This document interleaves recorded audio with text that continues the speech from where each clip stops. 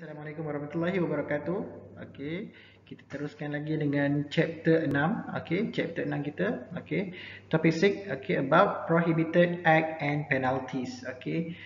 So in this chapter we focus on tindakan-tindakan yang terlarang dan juga penalties, hukuman yang dikenakan terhadap tindakan-tindakan tersebut. Alright. So basically what we're going to learn in chapter is first we're going to learn about adulteration. Okay, mungkin ada yang pernah dengar. Okay, adulteration, misbranding, and misrepresentation. Alright. Okay, so the learning outcome. Okay, you after completing this topic, you should be able to to explain for adulteration, misbranding, misrepresentation. Okay, to give example of adulteration and describe the penalties for adulteration. Alright. Okay. Okay. So first, what is food fraud? Fraud apa fraud? Okay. Penipuan. Okay, scam. Okay, fraud. Okay. Okay, so food fraud is an act of purposely altering, misrepresenting, mislabeling, substituting, or tampering with any food product at any point along the farm to table food supply chain. Okay, so bermaksud food fraud, dia adalah satu act, tindakan yang di mana orang sengaja mengubah ataupun mengubah suai, alright, sengaja salah label, ataupun menukarkan produk di dalam produk makanan asal, alright, dan juga dia melakukan segala jenis tindakan-tindakan yang tak patutlah ya. Sebabnya selalunya orang buat macam ni untuk dapatkan lebih keuntungan. Senang cerita, menipu pelanggan dengan cara mengubah nature of the product itself. Okay. So tak kisahlah dia ubah daripada segi printing ke maklumat, ataupun isi kandungan produk tersebut. Alright. Okay, fraud can occur in raw material ingredient in the final product or in the food packaging. Alright. So fraud ini boleh berlaku tak kisahlah pada stage bahan mentah, atau iaitu pada jenis bila kita masukkan bahan-bahan tu, mungkin ada barang terlarang, mungkin barang-barang yang additif, yang tidak dibenarkan oleh peraturan Kementerian Kesihatan Malaysia, tidak membenarkan certain ingredient tapi dimasukkan juga, boleh jadi fraud, penipuan juga. Alright. So selalunya benda ini sering berlaku lah. Kenapa orang nak buat fraud ni? Nak untung satu. Kadang-kadang dia letak barang terlarang tu untuk dia achieve dia punya target. Contohnya setengah tu dia letakkan bahan pengawet yang tidak dibenarkan, tapi dia letakkan juga. Kenapa? Sebab dia bagi produk dia tahan lebih lama, so banyak produk dia boleh dijual. Sekali produce, kalau produk dia tahan lebih lama, so dia kurang cost, waste. Tak adalah yang membazir, membuang dan sebagainya. Tapi ada certain produk kadang-kadang dia kata dia mislabeling. Contohnya dia kata dalam tu high in calcium, tapi bila dibuat ambil sampel, dibuat uji kaji di lab, sebenarnya kalsium dia tak layak dikatakan high in calcium. Itu jenis-jenis penipuan, banyak jenis sebenarnya. Ataupun dalam tu dia kata ada produk ini padahal dalam tu produk lain. Tu pun boleh jadi fraud, food fraud juga. Alright. So penipuan ini, food fraud ni, kategorinya kita boleh masukkan sebagai first, kita panggil sebagai food adulteration. Food adulteration. So apakah itu food adulteration? Adulteration refer to the process by which the quality or the nature of the food given is reduced through addition of adulterant or removal of vital substance. Ni maksud adulteration. Adulteration ni adalah satu tindakan. Satu tindakan. Di mana quality of nature of given food is reduced. Bermaksud kualiti asal produk itu dikurangkan, apabila kita masukkan bahan-bahan adulterant, okey, ataupun kita membuang sebahagian benda dalam makanan yang asal tu daripada makanan tersebut, okey. Senang cerita kita ubah makanan tu, sama ada kita letak something ataupun kita keluarkan something daripada makanan tu, okey.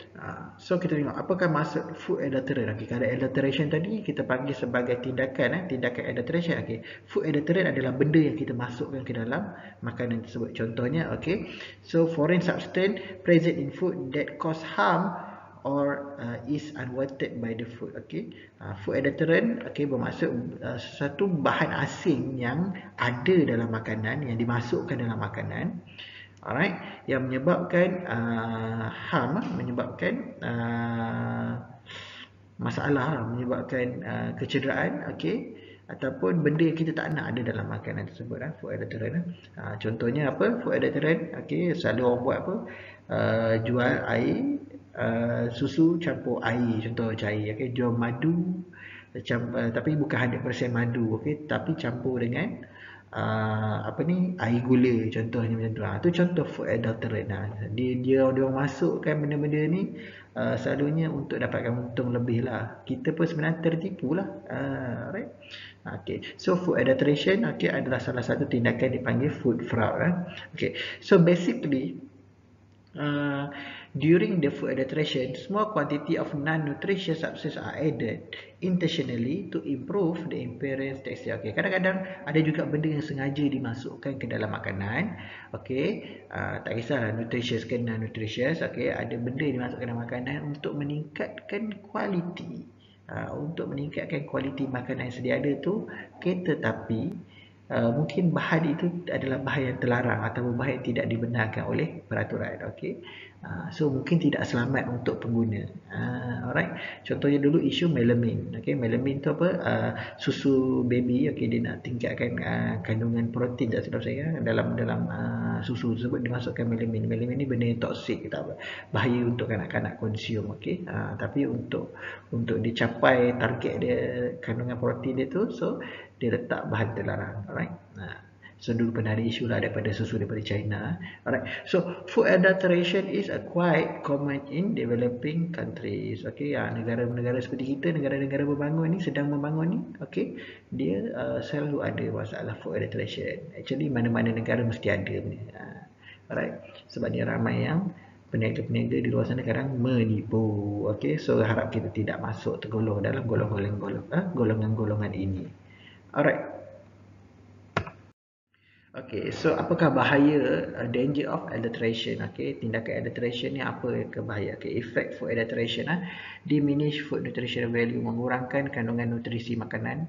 Okay, reduce quality dan safety of food. Okay, menurunkan kualiti makanan tersebut dan juga mengancam keselamatan pengguna. Alright, so keselamatan makanan tu tak dapat dijamin, rendah. Alright. So may result in bad health, okay, boleh efek pada masalah kesihatan, okay, penyakit, okay, kepada consumer, okay, contohnya kanser, alergi dan sebagainya. Right, yang ni kita tak nak. Okay, so food are considered adulterated. Okay, apakah jenis-jenis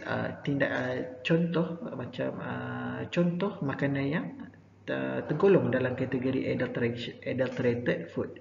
Alright, so adalah apabila tindakan seperti, okay, pertama, mixing the food with unsafe substance or prohibited substance. Okay, mencampurkan bahan yang tidak selamat dan terlarang ke dalam makanan. Alright, masuk benda yang tak selamat, benda bahaya dalam makanan. Alright, so itu kategori pertama untuk adulterated food. Okay, apakah lagi contoh lain, contoh adulterated food? Okay, mixing the food with permitted substance in greater proportion. Okay, ada setengah kes di mana dia letakkan bahan yang dibenarkan, okay, bahan yang dibenarkan oleh Food Act 1983 dan Food Regulation 1985, alright, tetapi dia letakkan melebihi kadar yang dibenarkan. Bahan itu dibenarkan tapi dia overdose, dia melebihi kadar.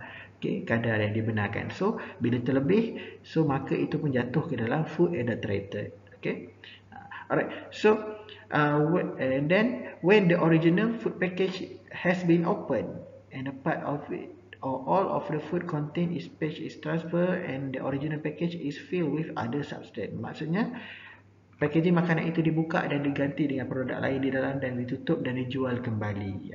Alright. So senang cerita, dia mungkin dia ambil plastik tu untuk dapatkan branding. Padahal produk kat dalam tu kan produk asal. Dia ada buat produk yang lagi murah, lagi low cost.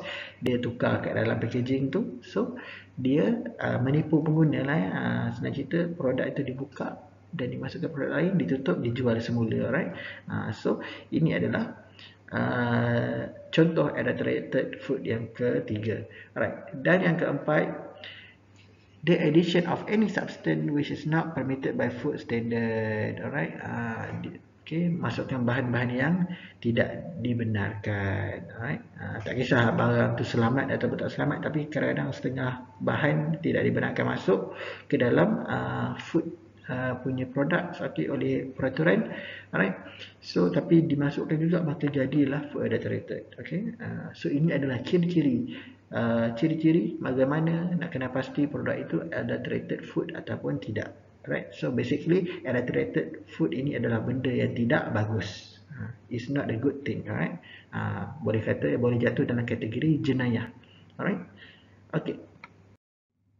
Okay. So ada 3 jenis food adulteration. Okay, yang pertama intentional adulteration. Okay, ini adalah apabila bahan-bahan yang tidak dibenarkan tadi sengaja dimasukkan. Tindakan adulteration itu sengaja dilakukan. Okay, contohnya ada bahan-bahan seperti chip, marble chip, okay, sand, pasir, okay, serbuk kapur. Okay, kadang-kadang tepung dicampurkan dengan serbuk kapur lah kadang-kadang. Alright. Mungkin ada kek macam tu, itu sengaja dimasukkan. Itu kategori pertama. Okay. Kategori kedua adulteration food. Okay. Food adulteration adalah accidental adulteration. Okay. Adulteration yang berlaku secara tidak sengaja.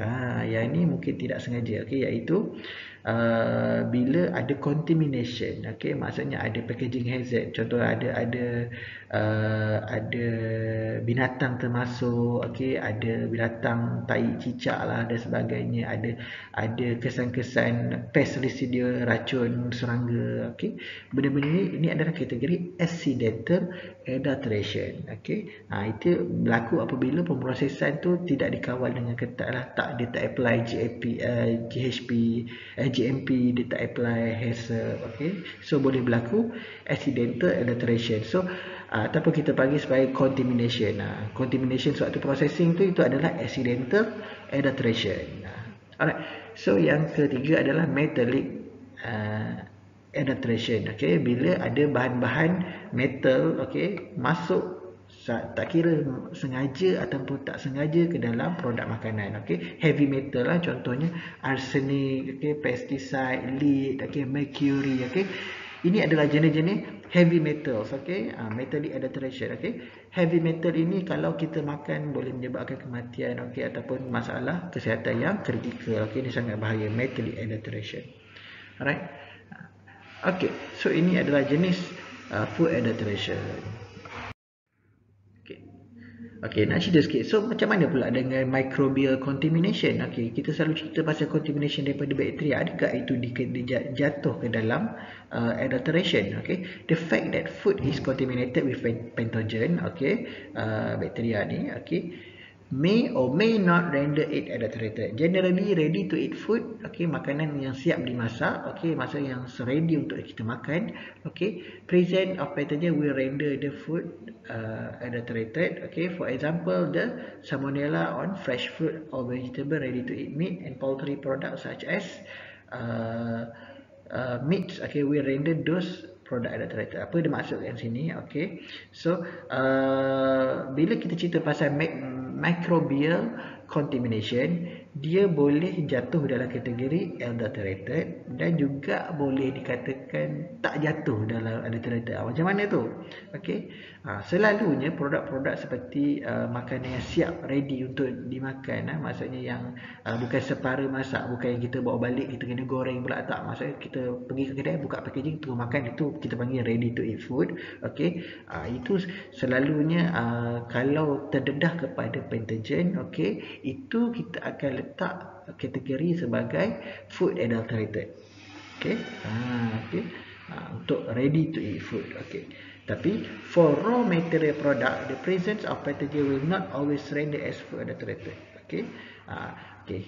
Kalau bahan yang belum diproses, bahan yang mentah, okay, itu selalunya tak jatuh dalam kategori adulterated. Sebab bahan mentah memang selalunya ada mikro, okay, normal ada mikro. Maksud bahan-bahan raw ingredient yang belum habis diproses ataupun belum diproses. Sebabnya kalau bahan mentah memang logik lah, memang ada mikrobial pada dia. So waktu proses tu yang kita kena buang mikrobial tu daripada makanan tersebut. Alright.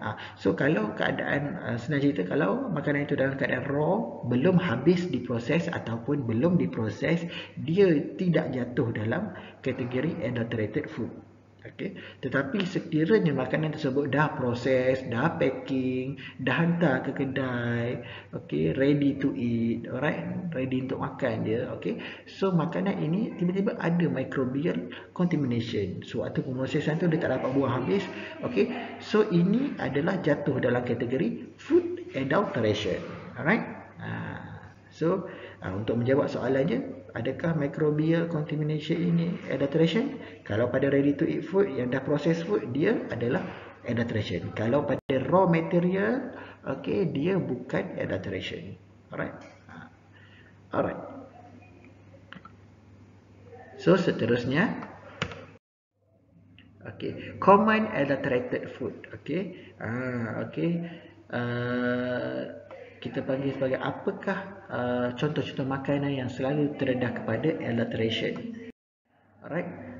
So contohnya fruit, buah-buahan. Kita ada ni contoh adulterant, okay. Calcium carbide, ethanol, okay, formalin, injection color, sweeteners. Ini semua adalah additif yang sengaja dimasukkan untuk bagi makanan, bagi buah-buah tu nampak fresh. Okay. Nampak cantik, alright, tahan lama, alright. So tapi benda-benda ni tidak dibenarkan, sangat bahaya untuk diletakkan. Alright, vegetable, okay, dia letak formalin dan toxic dye. Ini pun aditif yang tidak dibenarkan tapi dimasukkan ke dalam makanan vegetables, alright, untuk bagi dia nampak cantik dan berkualiti, ya. Okay, fish, okay, letak formalin, ni pengawet lah, formalin ni pengawet lah. Right, toxic lah, bahaya untuk dimakan. Meat letak formalin, letak toxic red color, okay. Vegetable oil, okay, dia letak minyak yang bukan vegetable oil, dia letak minyak yang tak boleh dimakan. Tak tahulah letak minyak tar ke apa ke, letak benda-benda toxic ni lah untuk dia dapat untung lebih. Alright.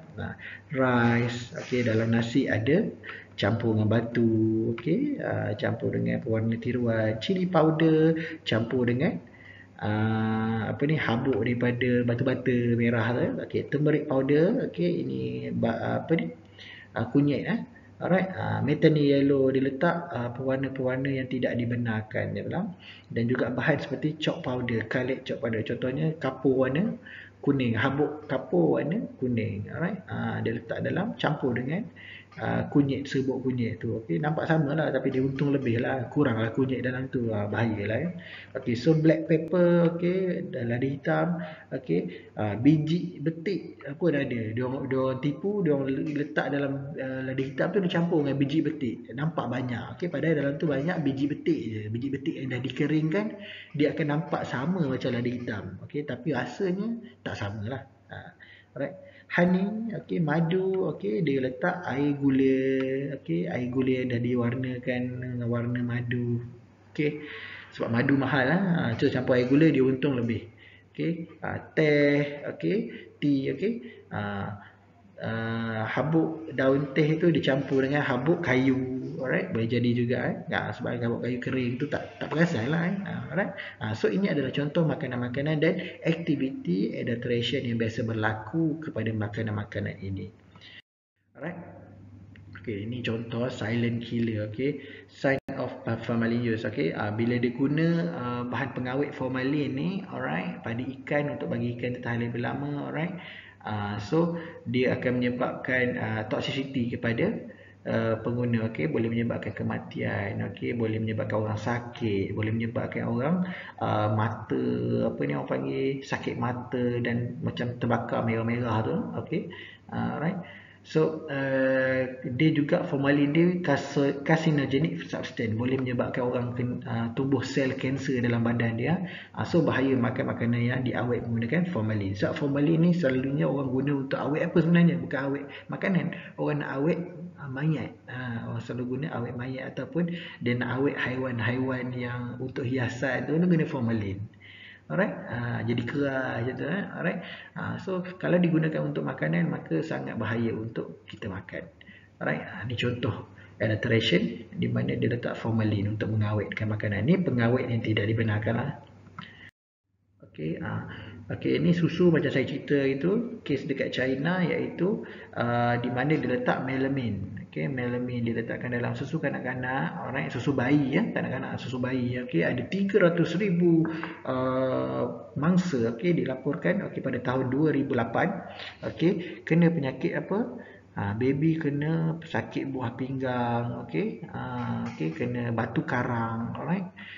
So isu dia jadi besar, alright. So dia produk ni memang dah ditarik, dibuat recall balik. Jadi satu isu besar pada tahun 2008 dulu, kes melamine ya, berlaku pada susu bayi, alright. So ini contoh adulteration yang kedua lah. Food adulteration crisis pada 2011 ada juga isu di mana diletakkan apa ni 2-ethyl hexyl phthalate, DEHP ni, ni nama aditif lah ya. Alright, digantikan untuk palm oil, maksudnya mungkin packaging itu adalah minyak sawit tapi dimasukkan bahan ini, alright. So menyebabkan itulah adulteration ni berlaku lah, alright. So ini dia adalah sejenis chemical, bahan chemical tu dia nampak macam minyak, nampak macam minyak sawit biasa, tapi sebab penipuan berlaku, adulteration berlaku, dia letak bahan ini. So chemical ni dia boleh menyebabkan masalah kepada hormon kanak-kanak, alright. So antara bahan-bahan lain yang ada bahan-bahan ni, maksudnya adulteration ni berlaku pada bukan saja pada palm oil lah, tapi pada fruit juice, roti, minuman seperti 100 plus sport drink tu, jam, alright. So banyak lagi kes-kes di mana menggunakan DEHP ni, dia sejenis aditif, dipanggil sebagai plasticizer. Plasticizer ni selalunya untuk bagi nampak solution itu lebih orang panggil lebih likat sedikit lah, alright. So tapi apabila digunakan dalam makanan, dia akan menyebabkan masalah hormon kepada kanak-kanak. Ni kes adulteration di Taiwan pada tahun 2011, alright. So apakah tindakan, apakah enforcement action against adulterated food? Apakah tindakan yang dilaksanakan untuk memerangi adulteration food? If food is adulterated, FDA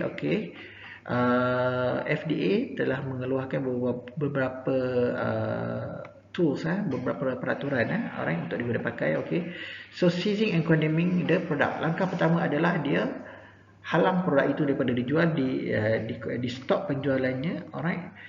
Dia kuarantinkan lah, dia hold produk tersebut, so dia senang cerita dia buat produk recall lah, so di mana produk-produk ini akan di hold penjualannya dan dihantar balik ke kilang, dikumpul dan untuk diinspek produk-produk ni. Enforcement action usually proceed by warning letter. Selalunya disertakan recall ni dengan surat warning, surat amaran kepada pengeluar, alright. In addition, many states have authority immediately embargo food adulterated into civil fines. Dan ada juga